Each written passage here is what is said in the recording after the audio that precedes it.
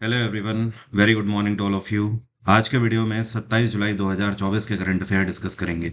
हर एक news important है, इसलिए वीडियो को अंतिम तक ध्यान से देखिएगा। करंट अफेयर की पीडीएफ आप मेरे टेलीग्राम ग्रुप से डेली के डेली डाउनलोड कर सकते हैं। मेरे टेलीग्राम का ऑफिशियल लिंक वीडियो के डिस्क्रिप्शन में सबसे ऊपर दिया हुआ है। आज की जो हेडलाइन है वो ये है कि अंतर्राष्ट्रीय ओलंपिक्स कमेटी में नीता अंबानी एक बार फिर से सदस्य के रूप में चुन ली गई हैं। अभी डिटेल में बात करेंगे, बट वीडियो में सबसे पहले बात करते हैं कल के क्वेश्चन की। मैंने आपसे सवाल ये पूछा था कि इस बार 2024 से 25 के सत्र का जो बजट निर्मला सीतारमन ने लॉन्च किया है, ये इन्होंने अपने कार्यकाल में कौन से बार लॉन्च किया है? तो इसका सही आंसर है 7वीं बार इन्होंने बजट लॉन्च किया है। आपको ध्यान रखना है, आज तक भारत के इतिहास में सबसे ज्यादा बार बजट लॉन्च करने वाले व्यक्ति हैं मोरारजी देसाई। इन्होंने टोटल 10 बार बजट लॉन्च किया है। और दूसरे व्यक्ति हैं अब निर्मला सीतारमन, जिन्होंने 7 बार किया है। और तीसरे नंबर पे हैं डॉक्टर मनमोहन सिंह, जिन्होंने 5 बार बजट पास किया है। हमारे संविधान में बजट का प्रावधान आर्टिकल 112 में है। एक इंटरेस्टिंग बात आप ध्यान रखें कि हमारे कॉन्स्टिट्यूशन में बजट नाम का कोई वर्ड ही नहीं है। हमारे कॉन्स्टिट्यूशन में आर्टिकल 112 में बजट को फाइनेंशियल स्टेटमेंट का नाम दिया गया है। अगर आप स्टैटिक जीके में कोई भी समस्या फेस कर रहे हैं तो मेरी इस किताब का लिंक वीडियो के डिस्क्रिप्शन में दिया हुआ है। इसे मैंने हिंदी और इंग्लिश दोनों वेरिएंट में लॉन्च किया हुआ है। अमेजोन से आज ही आप इसे अपने घर मंगा सकते हो। इस बुक में मैंने 81 से ज्यादा स्टैटिक जीके के टॉपिक टेबुलर फॉर्मेट में कवर किए हुए हैं। इतना ही नहीं, 2100 से ज्यादा स्टैटिक जीके के प्रीवियस ईयर क्वेश्चंस भी मैंने यहाँ पर सॉल्यूशंस के साथ आपको दिए हुए हैं, टीसीएस पैटर्न पर आधारित। अब शुरू करते हैं करंट अफेयर आज के। अभी हाल ही में एफएओ की एक रिपोर्ट जारी करी गई है। इस रिपोर्ट में बताया गया है कि साल 2010 से 2020 के बीच में दुनिया में ये कौन से देश हैं जिन्होंने वनों की रक्षा सबसे ज्यादा करी है, या फिर आप ये बोल सकते हो जहां पर फॉरेस्ट एरिया सबसे ज्यादा गेन हुआ है। तो इसका सही आंसर है चाइना। टॉप 3 कंट्रीज की अगर बात करें तो नंबर 1 पे चाइना रहा, दूसरे नंबर पे ऑस्ट्रेलिया रहा और तीसरे नंबर पे भारत रहा है। चाइना में टोटल अगर देखें तो 19,37,000 हेक्टेयर जमीन ऐसी है जिसमें फॉरेस्ट गेन किया है, मतलब लोगों ने पौधे लगाए हैं। ऑस्ट्रेलिया में अगर बात करें तो यहाँ पर 4,86,000 हेक्टेयर में पौधे लगाए गए हैं। और भारत तीसरे नंबर पर रहा है जहां पर 2,66,000 हेक्टेयर जमीन पे फॉरेस्ट ग्रीन एरिया में कन्वर्ट किया गया है। अपार्ट फ्रॉम दिस, एफएओ जो है इसकी स्थापना 1945 में करी गई थी। इसका हेडक्वार्टर है इटली की कैपिटल रोम। और यहाँ के डायरेक्टर जनरल हैं क्यू डोंगयू। क्या नाम है? क्यू डोंगयू। हाल ही में म्यांमार के एक्टिंग प्रेसिडेंट के रूप में किसको अपॉइंट किया गया है? तो म्यांमार के अभी करंट टाइम पे प्रेसिडेंट कौन है? तो आप पहले तो आप ये ध्यान रखें, ये है यू मिंट। क्या नाम है इनका? U Mint. तो यू मिंट की तबीयत खराब हो गई तो इन्होंने हेल्थ इश्यूज के चलते अपने जो कमांडिंग ऑफिसर्स हैं, या फिर आप बोल सकते हो इनके आर्म्ड फोर्सेस के चीफ हैं, इनका नाम है मिन आउ हालियांग, इनको एक्टिंग प्रेसिडेंट के रूप में अपॉइंट किया है। तो जब तक यू मिंट के स्वास्थ्य में तब्दीली नहीं आती है तब तक मिन आउ हालियांग जो है यही म्यांमार के नए प्रेसिडेंट होंगे। म्यांमार की कैपिटल क्या है? इसको बोलते हैं नेपिडे। क्या बोलते हैं? नेपिडे। ये कौन सी कंपनी है जिसके साथ टेरा पे ने एक पैक्ट साइन किया है? टेरा पे एक फिनटेक कंपनी है और इन्होंने seamless account to wallet global payments के लिए पैक्ट साइन किया है। तो ये पैक्ट इन्होंने स्विफ्ट के साथ साइन किया है। किसके साथ? स्विफ्ट। और इसको क्या बोलते हैं? Society for world wide inter bank financial telecommunication. आपको पता होना चाहिए दुनिया भर में इंटर स्टेट ट्रांजेक्शन जब आप करते हो, जैसे मान लीजिए कि आपका कोई फ्रेंड रशिया में है, आपको अगर उसे पैसे भेजने हैं भारत से, तो उस केस में आपको स्विफ्ट पेमेंट गेटवे का यूज करना होगा।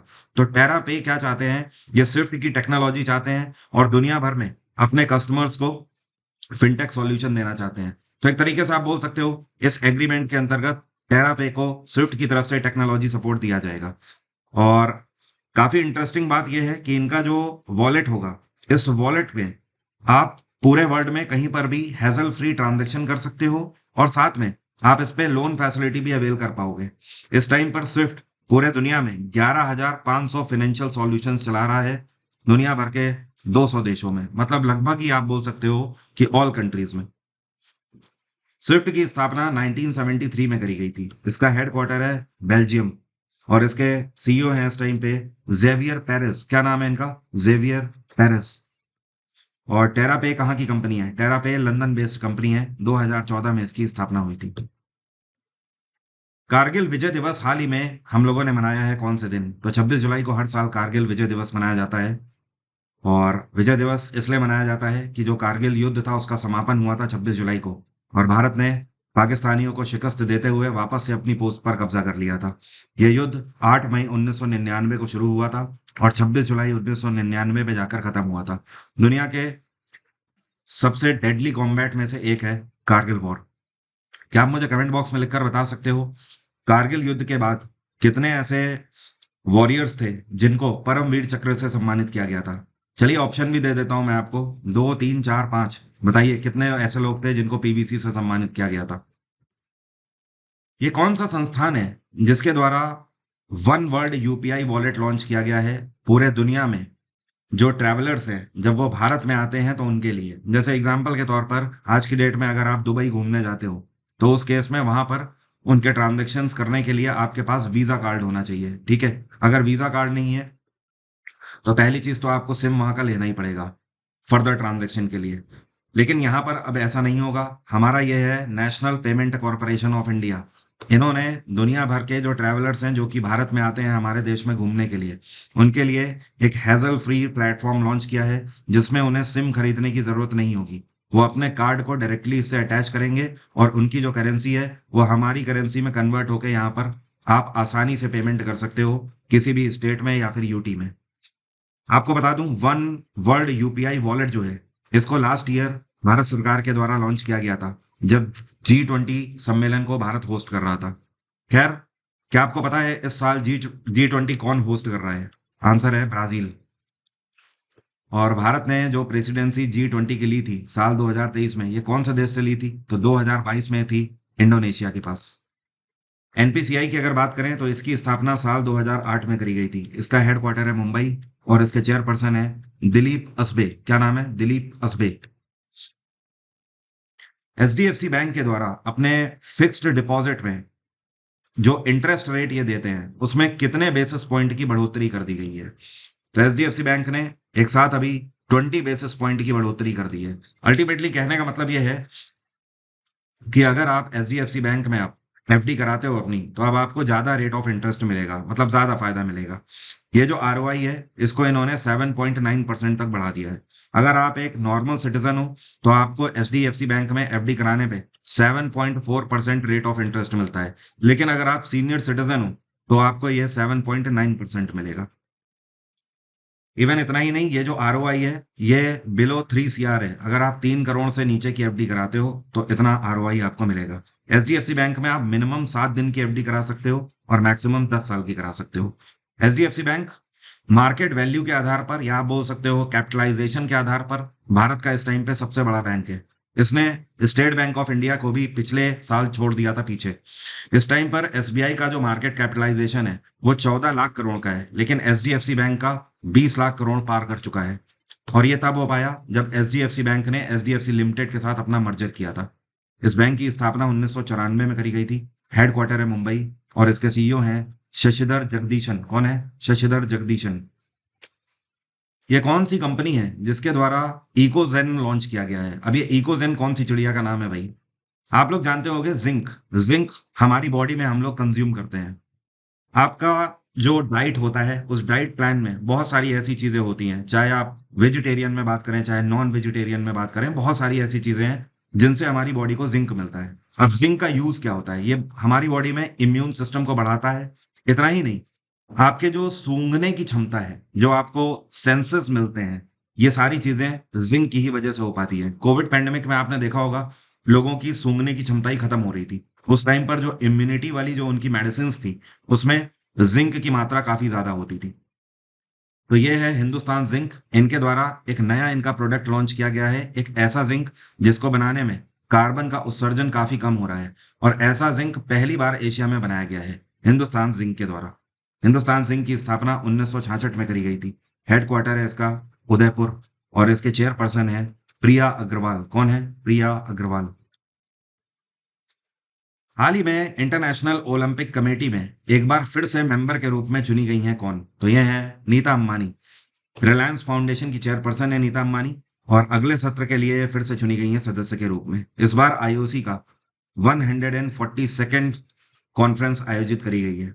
फिलहाल इससे मुझे याद आया, ध्यान रखिएगा, कल से मतलब 26 जुलाई से पेरिस ओलंपिक्स स्टार्ट हो चुके हैं। इस बार के जो पेरिस ओलंपिक्स हैं, इसका ऑफिशियल मैस्कोट क्या है? इसको बोलते हैं फ्रीज। क्या बोलते हैं? फ्रीज। फ्रीज दरअसल एक फ्रांसीसी रेवोल्यूशनरी कैप हुआ करती थी। एग्जाम्पल के तौर पर हमारे देश में जब हम स्वतंत्रता संग्राम लड़ रहे थे, उस टाइम पर हमारे देश के जो नेता थे वो सफेद रंग की टोपी लगाते थे। ऐसी टोपी लगाए हुए आपने चौधरी चरण सिंह को भी देखा होगा। उसी तरीके से जब फ्रेंच रेवोल्यूशन चल रही थी, तो वहां पर इस फ्रीज नाम की टोपी का यूज किया जाता था। ये लाल रंग की टोपी होती थी और जिससे कान ढके हुए होते थे। हाल ही में ये कौन है जिनको पेरिस के ग्रेवन म्यूजियम के द्वारा ऑनर किया गया है, वहां के एक गोल्ड कॉइन में प्रिंट करके? तो ऐसा पहली बार हुआ है कि किसी भारतीय को पेरिस के ग्रेवन म्यूजियम के द्वारा एक ऐसा सोने का सिक्का जारी किया गया है जिसमें उनकी फोटो अंकित हो। And who is he? The one and only Shahrukh Khan. Shahrukh Khan पहले ऐसे भारतीय बन गए हैं ग्रेवन म्यूजियम के द्वारा गोल्ड कॉइन में प्रिंटेड। और ग्रेवन म्यूजियम के द्वारा इनको सम्मानित भी किया जाएगा। ग्रेवन म्यूजियम जो है ये एक वैक्स म्यूजियम है, जैसे कि लंदन का मैडम तुसाद म्यूजियम है, उसी तरीके से। और इस बार लोकार्नो फिल्म फेस्टिवल का आयोजन जो पेरिस में किया जाएगा, वहीं पर इनको पैरदो आला कैरिरा अवार्ड से भी सम्मानित किया जाएगा शाहरुख खान को। फिलहाल एक बात और ध्यान रखिएगा, शाहरुख खान इस बार का जो T20 वर्ल्ड कप हुआ था, उसके ब्रांड एम्बेसडर भी थे। ये कौन सा संस्थान है जिसके द्वारा पहला इंडिजिनियस फ्रिगेट लॉन्च किया गया है, जिसका नाम है त्रिपुट? क्या नाम है? त्रिपुट। तो ये है Goa shipyard limited. Goa shipyard limited Goa based एक ऐसा संस्थान है जो कि इंडियन नेवी के लिए वॉरशिप्स बनाने का काम करता है। तो इन्हीं के द्वारा एक पहली बार टोटली इंडिजिनियस फ्रिगेट बनाया गया है जिसका नाम है त्रिपुट। ये पूरे तरीके से मेक इन इंडिया प्रोजेक्ट के अंतर्गत बना हुआ है। ये जो शिप है, इसकी लंबाई है, जो इसकी जो स्पीड होगी ये है 28 नॉट और इसकी लंबाई है 124 मीटर। कितनी? 124 मीटर। ये एक बार में 3200 टन कैरी कर सकता है। कितना? 3200 टन। गोवा शिपयार्ड लिमिटेड की स्थापना 1957 में करी गई थी। इसका हेडक्वार्टर है वास्को, गोवा के अंदर, और इसके चेयरपर्सन है BK उपाध्याय, ब्रजेश कुमार उपाध्याय।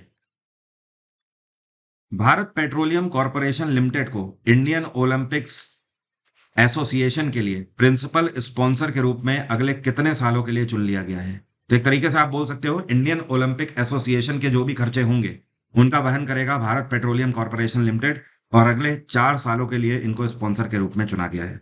भारत पेट्रोलियम की स्थापना 1976 में करी गई थी। हेडक्वार्टर है मुंबई और इसके चेयरपर्सन है जी कृष्ण कुमार। कौन है? जी कृष्ण कुमार। बाकी अगर IOA की बात करें तो इसकी स्थापना 1927 में करी गई थी। हेडक्वार्टर है नई दिल्ली। और इस टाइम पर इंडियन ओलंपिक एसोसिएशन की चेयरपर्सन कौन है? PT उषा। कौन है? PT उषा। ध्यान रखिए, PT उषा को उड़न परी के नाम से भी जाना जाता है। 2030 में होने वाले जो विंटर ओलंपिक्स हैं और साथ में पैरालंपिक गेम्स हैं, इनकी अध्यक्षता या इनकी होस्टशिप कौन से देश को दी गई है? तो ये देश है फ्रांस। 2030 के winter Olympics and Paralympic games France में ही आयोजित किए जाएंगे, पेरिस में। फिलहाल क्या आप मुझे बता सकते हो 2026 में जो होने जा रहा है विंटर गेम्स का एडिशन, ये कहाँ पर आयोजित किया जाएगा? तो ये इटली की कैपिटल रोम में आयोजित किया जाएगा। मानसून ऑफर का लास्ट सप्ताह चल रहा है, जुलाई के बाद ये ऑफर नहीं रहेगा। तो इस ऑफर में हेल्प 50 अगर आप कोड लगाते हैं तो आपको 50% का फ्लैट डिस्काउंट मेरे बैच में मिल जाएगा।